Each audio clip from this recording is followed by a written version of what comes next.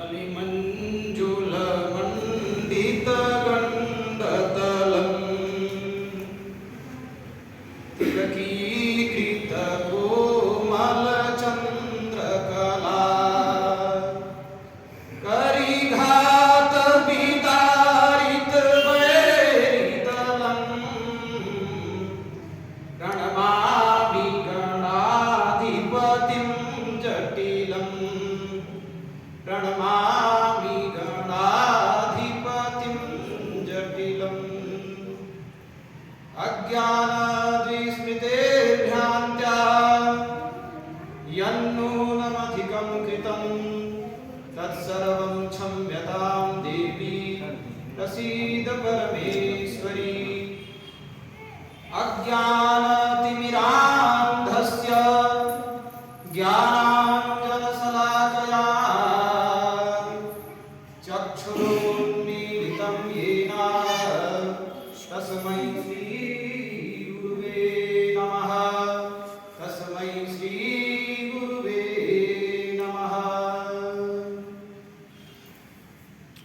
सबसे पहले तो मैं अपने गुरु जी को प्रणाम करते हुए, हालांकि मेरी कोई योग्यता नहीं है कि मैं इस स्थान पर बैठ सकूं, लेकिन फिर भी गुरु जी ने जिम्मेदारी दी है, जो विश्वास मुझ पर जताया है निश्चित रूप से उसे मुझे पूरा करना।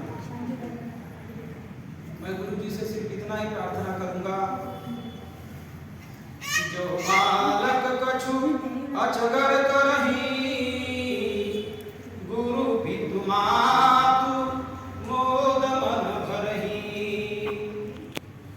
जब छोटा सा बालक कोई अजगर करता है, कोई भी अच्छी या बुरी हरकतें कर दिया करता है, तो गुरु पितु मातु मोद मन भरही, गुरु माता और पिता ये तीनों उसके उस अच्छी या दोनों बुरी ही बातों का आनंद लिया करते हैं।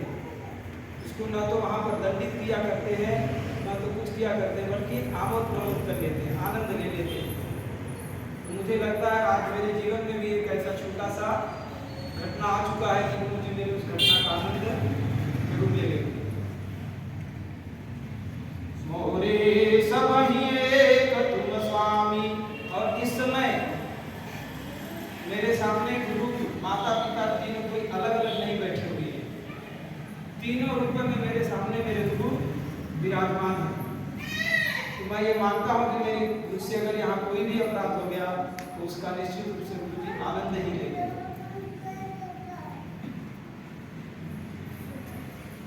गुरु जी को प्रणाम करते हुए मैं इस वेद के परिचय को देने का आपको प्रयास करता हूँ, जहाँ तक मेरे पास ज्ञान है, जहाँ तक जानकारी लेता है।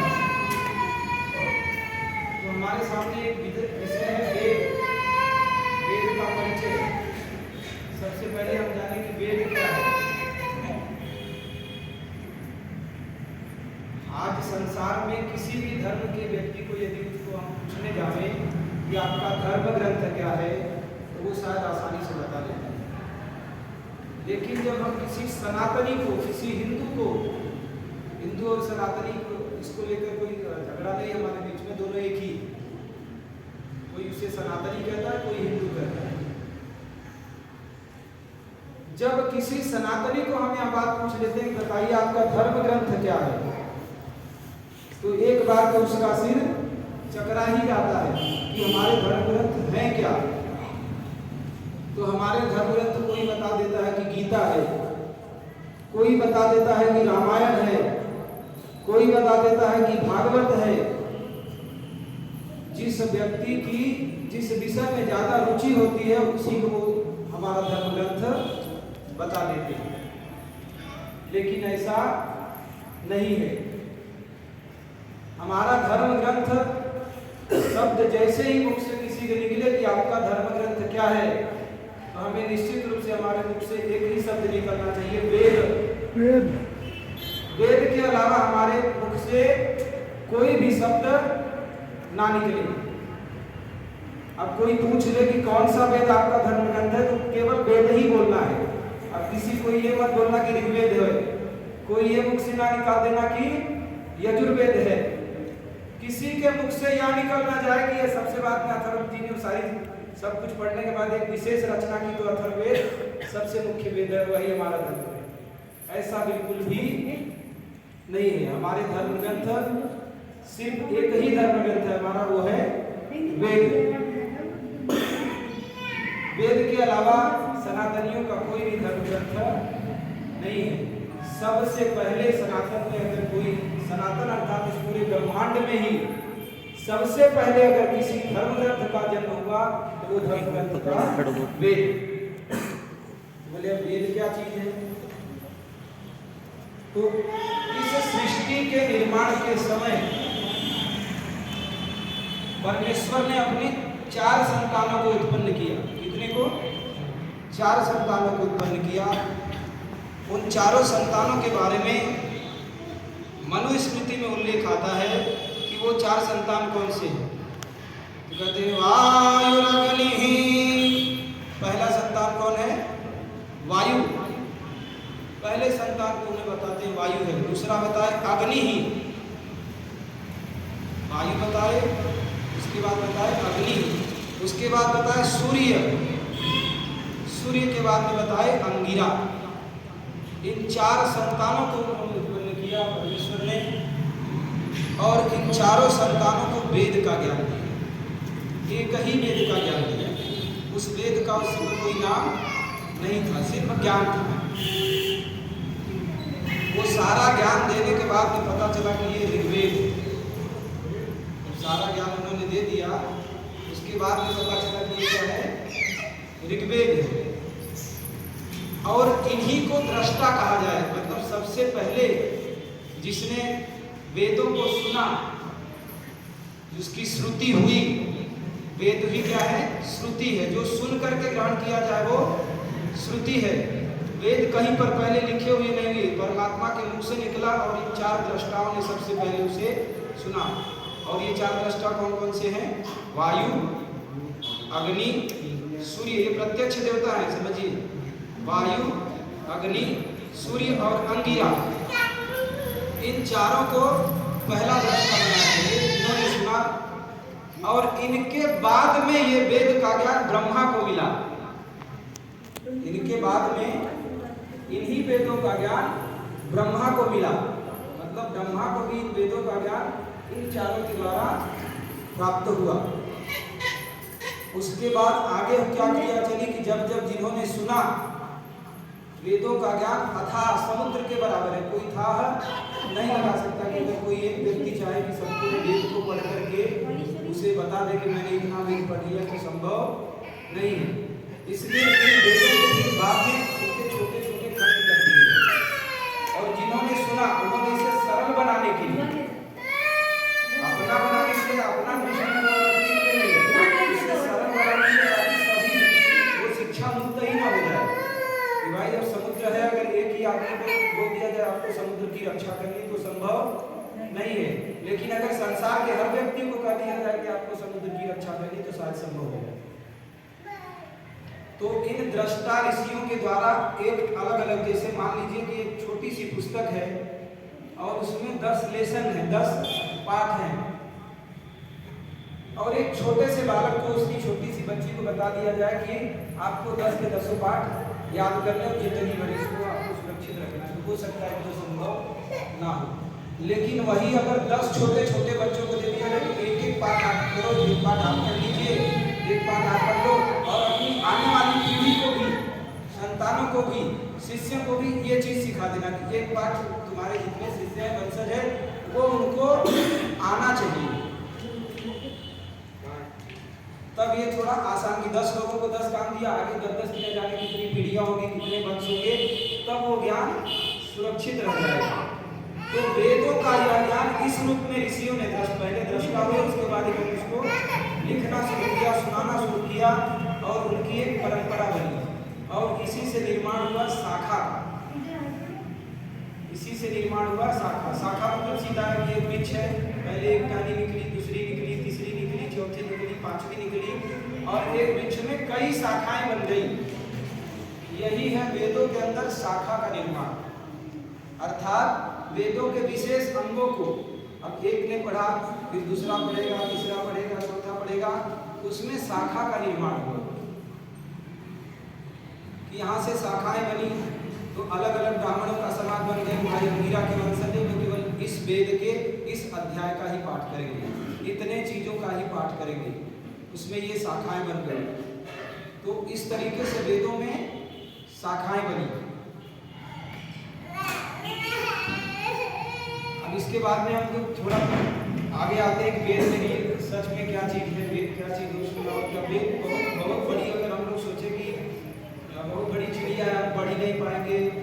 अभी गुरु जी यहाँ पर बोल रहे थे, तो हो सकता है अपने बहुत बड़ी बड़ी चीजें बता दी, ये तो हम लोग जिंदगी में पढ़ ही नहीं पाएंगे।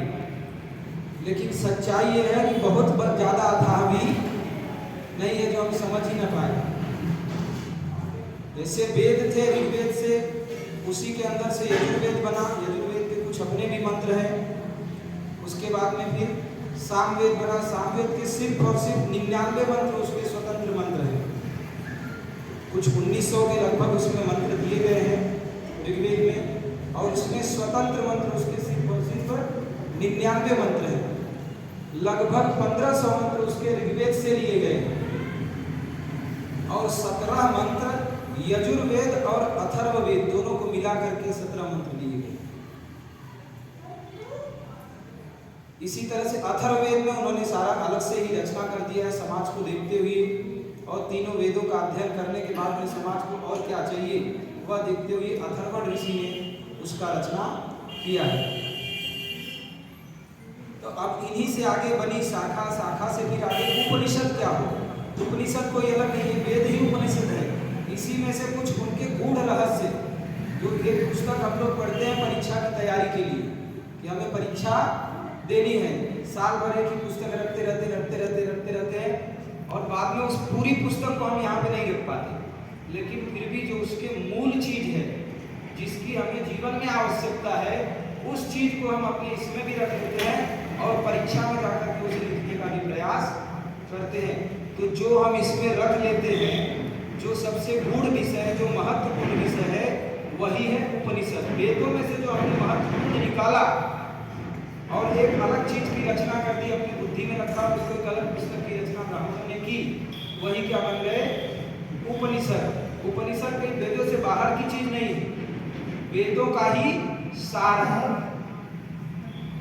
इसीलिए अब एक नए उपनिषद के रूप में अगर हम देखें तो गीता को भी उपनिषद ही बोलते, तो कोई बहुत गलत नहीं होगा कि उपनिषदों में से भी कुछ ढूंढ लिया। जैसे मान लीजिए कोई अद्वितीय विद्यार्थी अगर हो ही गया, तो उसने परीक्षा की तैयारी करने के बाद वो टीचर बन जाता है, और टीचर बनने के बाद वो भी एक छोटी सी पुस्तक लिख लेता है। तो अब जो उसने पढ़ी थी ना, उसमें से सार निकाला था और अपना एक सार रख दिया। अब आपकी पुस्तक रख करके आपका शिष्य एक नया सा सार निकाल देगा, वो है गीता। उपनिषद में से भी जो निकाल के रख दिया वो क्या है, गीता। विद्या ब्रह्म परा। आज हम लोग एक जगह गीता का पाठ कर रहे थे, उसमें गीता जी की आरती थी, तो उसमें यही आया था, कर्म सुकर्म प्रकाशिनी विद्या ब्रह्म परा, कि वो विद्या ब्रह्म परा, ब्रह्म विद्या वही वो कहाँ से निकली, वेदों से निकली। कुछ लोग कह रहे हैं तो गीता ही सबसे बड़ा वेद होगा, ये उन वेदों में से निकाला गया है।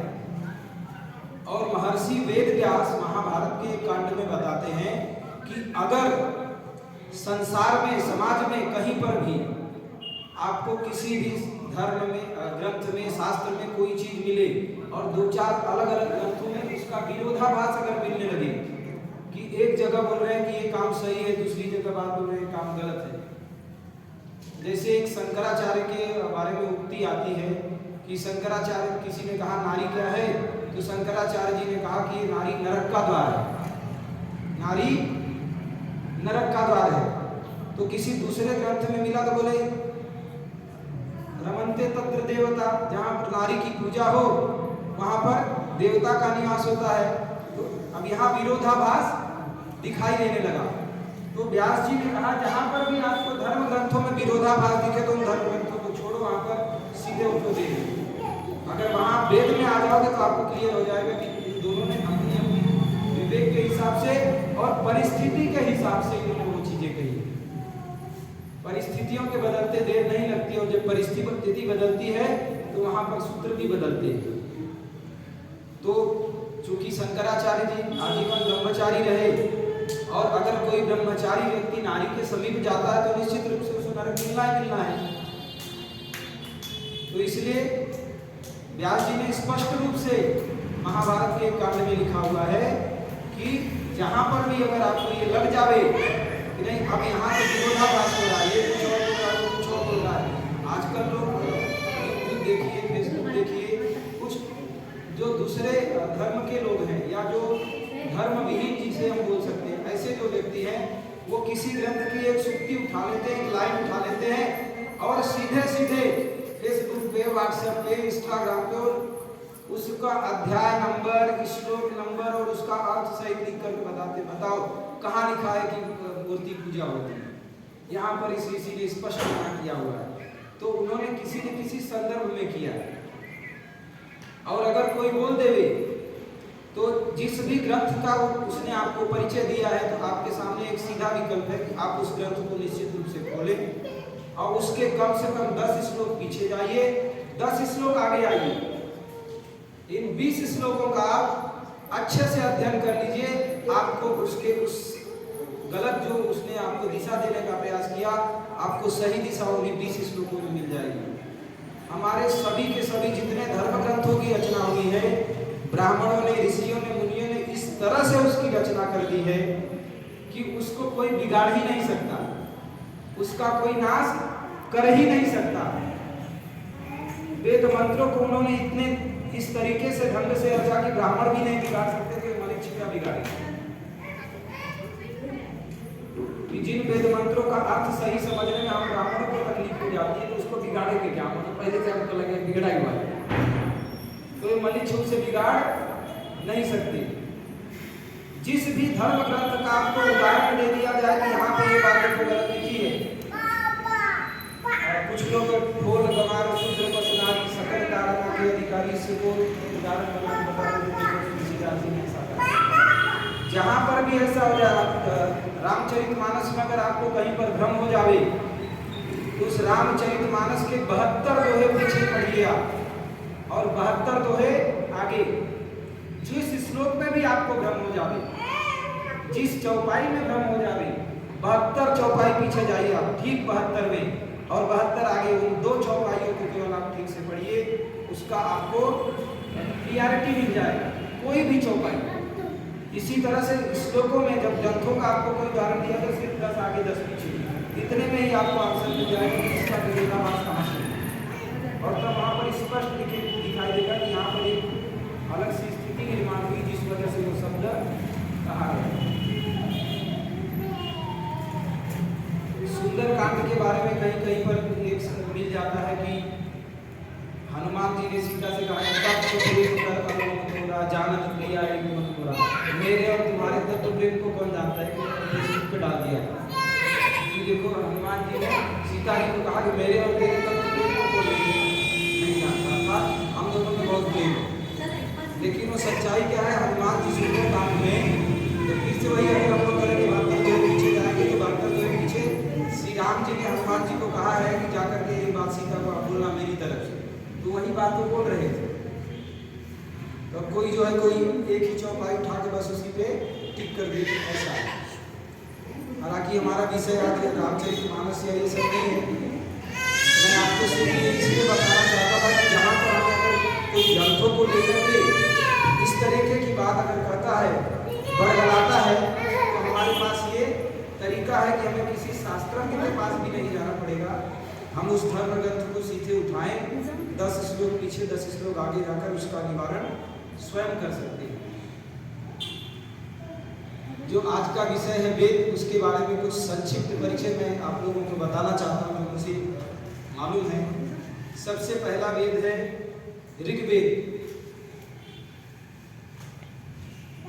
यही वेद था जो सबसे पहले इन चारों दृष्टाओं को मिला और इन दृष्टाओं के द्वारा आगे इसका निर्माण हुआ। तो आज के समय में जो ऋग्वेद है, जो हमारे सामने उपस्थित है, जो संत महात्माओं के द्वारा रचित था, दृष्टा होने के बाद जो उन्होंने लिखा, जो ग्रंथ बनाए उन्होंने, तो तो ऋग्वेद में दो प्रकार के विभाग मिलते हैं अध्ययन के हिसाब से। एक मिलता है अष्टक विभाग और दूसरा मिलता है मंडल विभाग।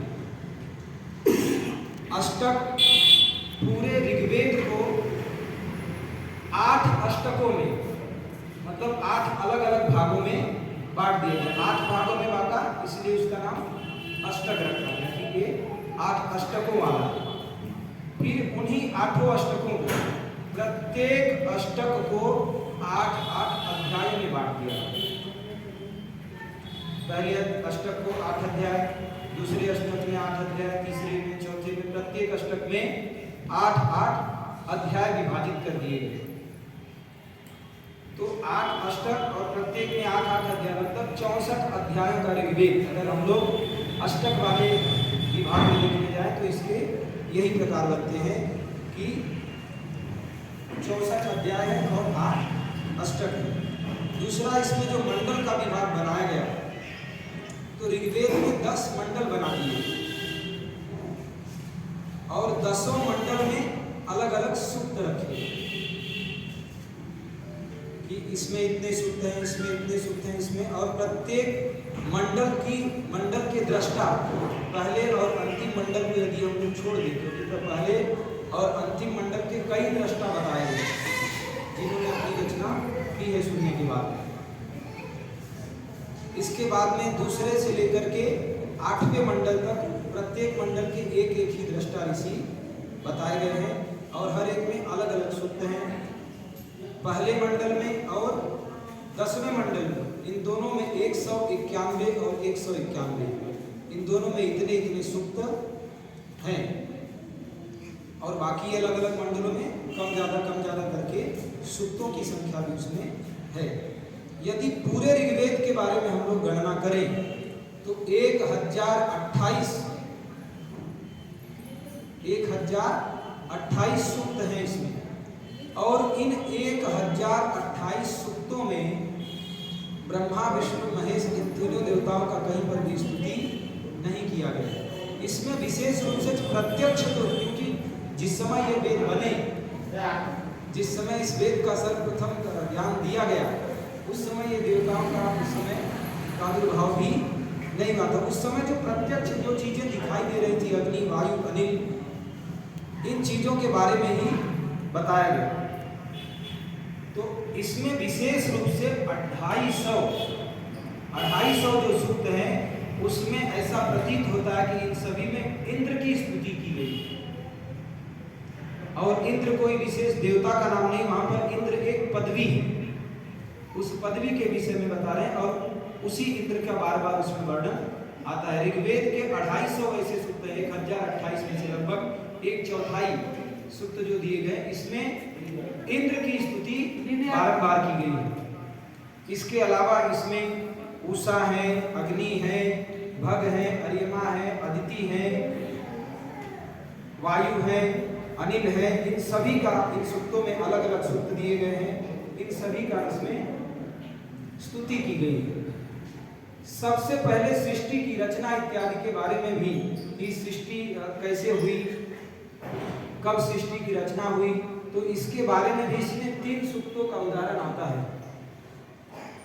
पहला सूक्त जो जिसके बारे में कि कैसे ब्रह्मांड का निर्माण हुआ, कैसे जीव जंतु इत्यादि आए, तो पुरुष सूक्त के बारे में इसमें विशेष रूप से दिया गया। विराट पुरुष जिसे हम लोग कहते हैं, विराट पुरुष के अंगों के रूप में बना करके कि कैसे इस ब्रह्मांड की रचना हुई, कैसे कौन आया, मनुष्य कब आए, ब्राह्मण, क्षत्रिय, वैश्य, शूद्र।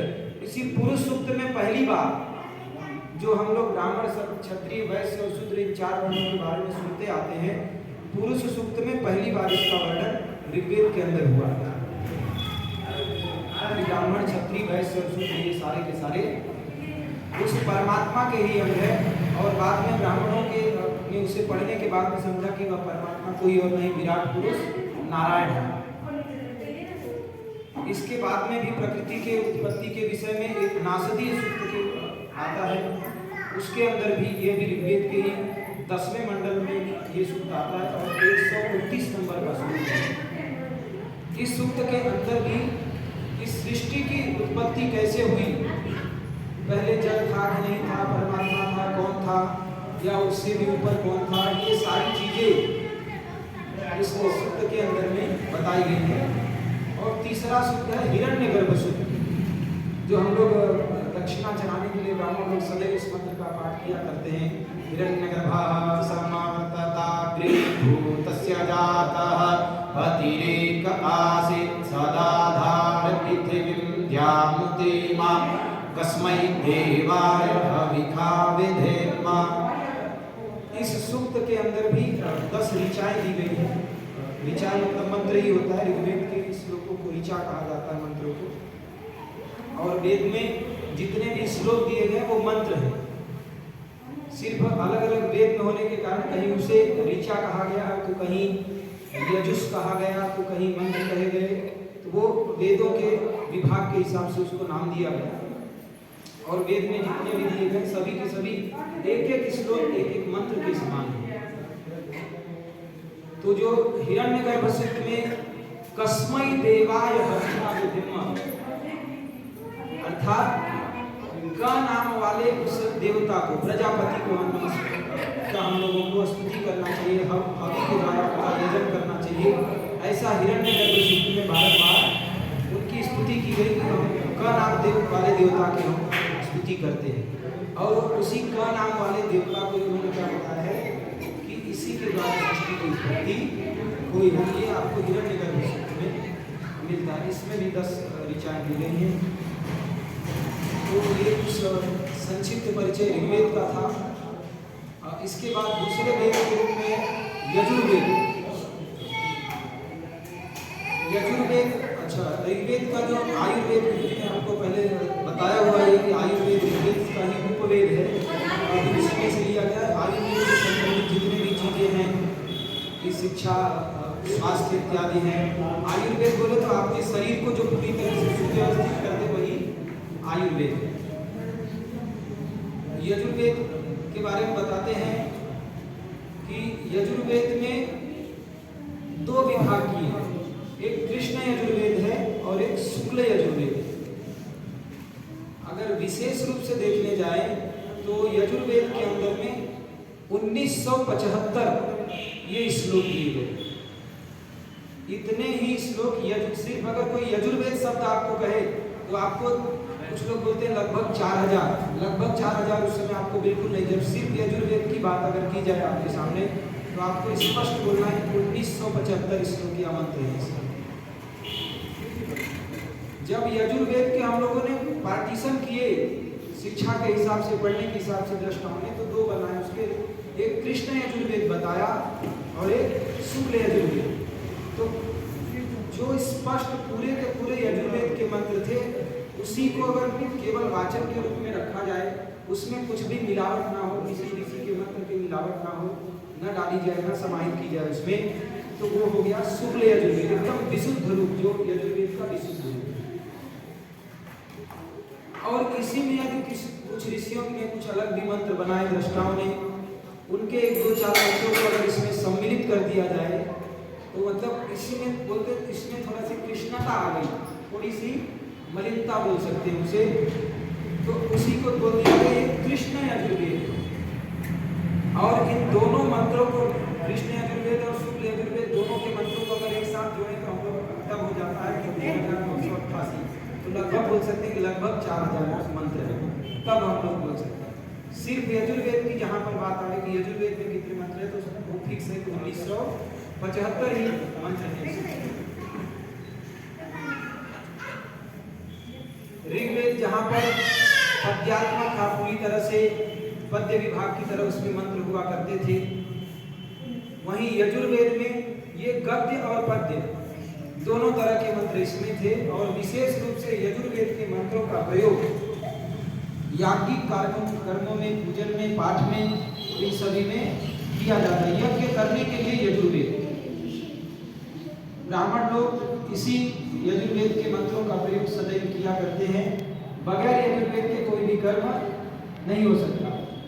तो कुछ लोग, अभी यहाँ पर ब्राह्मणों के विभाग की चर्चा नहीं है, थोड़ा सा भी प्रसंग आ गया है तो मैं बोल ही देता हूँ कि ब्राह्मणों के भी विभाग होते हैं कि मैं यजुर्वेदी ब्राह्मण हूँ, मैं ऋग्वेदी ब्राह्मण हूँ, मैं सामवेदी ब्राह्मण हूँ, मैं अथर्ववेदी ब्राह्मण हूँ।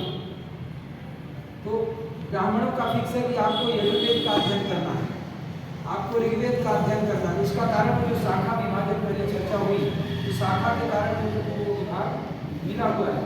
लेकिन ऐसा नहीं कि सिर्फ एक ही शाखा करेंगे तो काम चल जाएगा। अगर उनको याज्ञिक कर्मों में सम्मिलित होना है तो यजुर्वेद का अध्ययन उनके पास निश्चित रूप से होना चाहिए। यही कारण है कि आज हर ब्राह्मण बोल सकता है कि मैं यजुर्वेदी हूँ, क्योंकि ब्राह्मण जितने भी हैं लगभग जो याज्ञिक कर्म में लगे हुए हैं पूजन में पाठ में, तो उनको यजुर्वेदी कहा जा सकता है।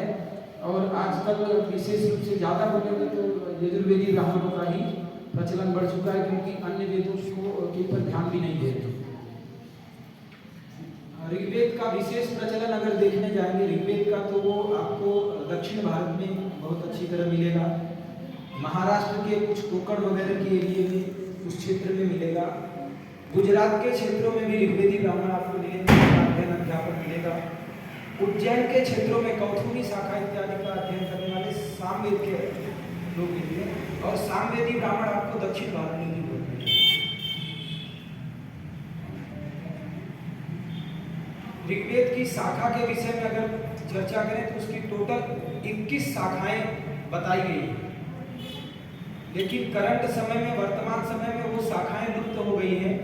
उसमें से सिर्फ और सिर्फ 5 शाखाएं इस समय चल रही हैं, जो अध्ययन अध्यापन में भी, वेद विद्यालयों में भी चल रही हैं। और उन शाखाओं में से एक साकल्प शाखा है, वास्कल शाखा है, आश्वलायन शाखा, ये सारे ऋषियों का नाम ही है, जो नाम है शाखा है, उन्हीं के द्वारा इसका प्रचलन शुरू हुआ।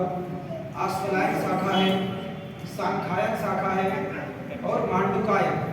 ये 5 शाखाएं ऋग्वेद की अभी वर्तमान में चल रही है। और अध्ययन अध्यापन में भी बहुत सारी शाखाएं इसकी विलुप्त हो गई, जो गुरु जी चर्चा कर रहे थे कि वेदों को चुरा लिया गया, जो विदेशों में चली गई, या किसी भी तरीके से हमारे वेदों को नष्ट कर दिया गया। यदि इतिहास के बारे में हम लोग पढ़ेंगे तो नालंदा विश्वविद्यालय हमारे बिहार में था, तक्षशिला बिहार में, तो आज तो नाम भी बदल चुका है। तो ये पूरे भारत की एक समय शिक्षा का केंद्र रहा हुआ करता था। तो यहाँ पर उस समय, जिस समय और अंग्रेज लोग आए या दूसरे मुगल के लोग आए, तो उस समय उस विद्यालय में जाते समय इन्होंने आग लगा दिया। और ऐसा दंत कथाओं में लिखा है, पढ़ा नहीं, सुना है सिर्फ, कि 6 महीने तक वो आग जली थी। इतनी पुस्तकें वहाँ पर, तो 6 महीने तक अगर आग जली होगी तो सोचिए हमारे कितने पुस्तकों का वहाँ पर ह्रास हुआ होगा, कितने पुस्तकों का नाश हुआ होगा। तो निश्चित रूप से ये पुस्तकें वहाँ रही होंगी, ये शाखाएं रही होंगी, इसीलिए अलग अलग वेदों में, अलग अलग स्मृतियों में इसके शाखाओं का उल्लेख आता है। यजुर्वेद के इस समय 6 शाखाएं बची हुई है और टोटल 101 शाखाएं यजुर्वेद में हैं, जिसमें शुक्ल यजुर्वेद की इस समय, शुक्ल यजुर्वेद की 2 शाखाएं इस समय अपने प्रचलन में है, जो शिक्षा में भी चल रही है। एक तो है माध्यान्दिनी शाखा शुक्ल यजुर्वेद की, और दूसरी है पांडव शाखा। ये 2 अध्ययन अध्यापन में भी चल रही है, करंट के अपने पास में। कृष्ण यजुर्वेद की भी 4 शाखाएं हैं जो चल रही हैं। इसमें एक है तैत्तिरीय, दूसरी है मैत्रायणी, एक है कठ और एक है कपिष्ठ कल। एक कल है और एक कठ है और कपिष्ठ कल है। तो ऐसा ये कुछ विद्वानों का ये भी मानना है कि जो कपिष्ठ कठ शाखा है, कोई अलग शाखा नहीं है, बल्कि कठ का ही उप शाखा हो सकती है। तो ये यजुर्वेद का कुछ संक्षिप्त परिचय था। इसके बाद हम लोग आते हैं सामवेद। सामवेद वह वेद है जिसमें हम लोग उसके मंत्रों को गायन करते हैं, हवन के समय, यज्ञ के समय या अन्य किसी समय। सामवेद के मंत्रों को गाया जा सकता है, इसलिए सामवेद का गायन। और सामवेद के जो ब्राह्मण होते हैं जिसे गाते हैं उन्हें उद्गाता कहा जाता है, और या तो उन्हें सामग कहा जाता है। साम का गायन करने के बाद, साम माने गायन करना, साम वेद का जो गायन करते हैं सामग गायन, और उन्हें ही पंचविश ये भी नाम दे दिया गया है। सामवेद में उसके मूल मंत्र सिर्फ 99 मंत्र हैं, 6 अध्यायों में यह विभक्त है। और सामवेद में 1504 मंत्र ऋग्वेद से लिए गए हैं, 17 मंत्र यजुर्वेद और अथर्ववेद से लिए गए हैं। इसके उपवेद के रूप में गंधर्व वेद, गंधर्व लोग भी गाय इत्यादि को विशेष रूप से प्रचलन में लाए और इसके विशेष दृष्टा जो है महर्षि नारद को बताया गया है। देवर्षि नारद सामवेद के विशेष दृष्टा के रूप में नारद जी को बताया गया है। और जैमिनी, महर्षि जैमिनी को भी आगे इनका दृष्टा बताया गया है। और सामवेद की 1000 शाखाएं मिलती हैं, बताई गई हैं। हालांकि इस समय अपने पास में सिर्फ 3 ही शाखा बची हुई है और 1000 शाखाएं भी जो लोग बताते हैं, अलग अलग पुस्तकों में वर्णन मिलता है इसका। महर्षि पतंजलि इसके बारे में बताते हैं 1000 शाखा, कहीं पर इसके बारे में 500 शाखा के बारे में भी मिलता है। और प्रचलन के रूप में 13 शाखाएं थी अपने पास में और उन 13 में से भी 10 और लुप्त हो गई। इस समय 3 शाखा शिक्षा में चल रही है। पहली है कौथुमीय शाखा, दूसरी है राणायनीय शाखा और एक जैमिनीय शाखा। यह सामवेद का कुछ परिचय था आप लोगों के लिए। अगला वेद है अथर्ववेद। अथर्ववेद की रचना सबसे अंत में हुई है और इसकी रचना अथर्व ऋषि ने किया। अथर्व ऋषि इसकी रचना किए, इसी के कारण इसको नाम अथर्ववेद दे दिया गया।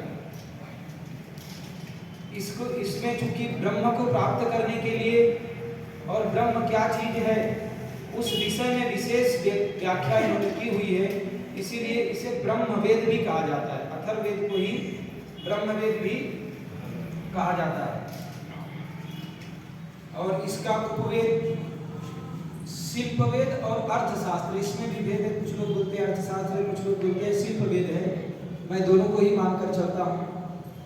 अर्थशास्त्र जो इस समय जिससे पूरे विश्व की अर्थव्यवस्था चल रही है, जो कौटिल्य ने, महर्षि चाणक्य ने दिया, वो इसी अथर्ववेद का सहारा लेते हुए उन्होंने इस अर्थशास्त्र की रचना की। और शिल्पवेद सीधे विश्वकर्मा जी के द्वारा, जो संसार में अगर शिल्प न हो तो संसार एकदम ऐसा लगेगा कि खंडहर है, तो वह भी इसी वेद के कारण आया है। और इस वेद में भी 20 कांड हैं और 20 कांडों को भी सूक्तों में रचना किया जाए तो 730 सूक्त हैं इसमें और 5987 लगभग 6000 मंत्र इसमें दिए गए हैं। यह समाज की परिस्थितियों को देखते हुए अथर्व जी ने इस वेद की रचना की थी और समाज को कैसे दिशा दी जाए, क्या कर्म करें क्या नहीं करें। लगभग गुरु जी ने थोड़ी देर पहले सब कुछ आपको बता ही दिया था कि इसी के द्वारा विमान की रचना, इसी के द्वारा शिल्प की रचना, हर चीज़ की रचना इन वेदों के माध्यम से आई। और बस इतनी ही बात बोल करके मैं अपनी वाणी को यहीं पर विराम देना चाहूँगा। गुरुर्ब्रह्मा गुरुर्विष्णु गुरुर्देव